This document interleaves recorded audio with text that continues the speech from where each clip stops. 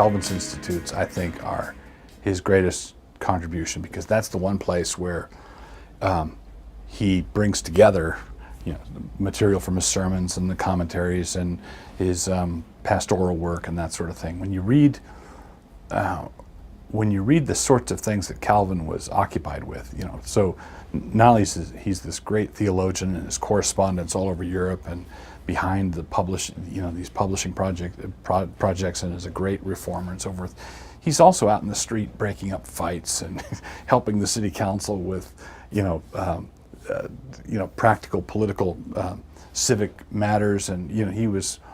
We sometimes think that if God had just let some of his really talented servants, like the Puritans and Calvin, if he'd just given them a lot of peace and quiet and a good word processor and a stupendous library, what could they have done for us then?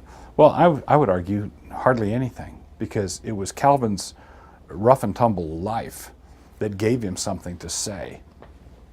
So it was that tested and established his wisdom. And then when it all came together, even though the first edition of the Institutes was published when he was a young man, he continually revised it, and the mature the mature product, the end result of that, I think, sort of encapsulates all his wisdom, all his genius, all his experience in a remarkable way. So I would have to say Calvin's Institutes. But I would also have to say that you could probably make a great case for any number of other things.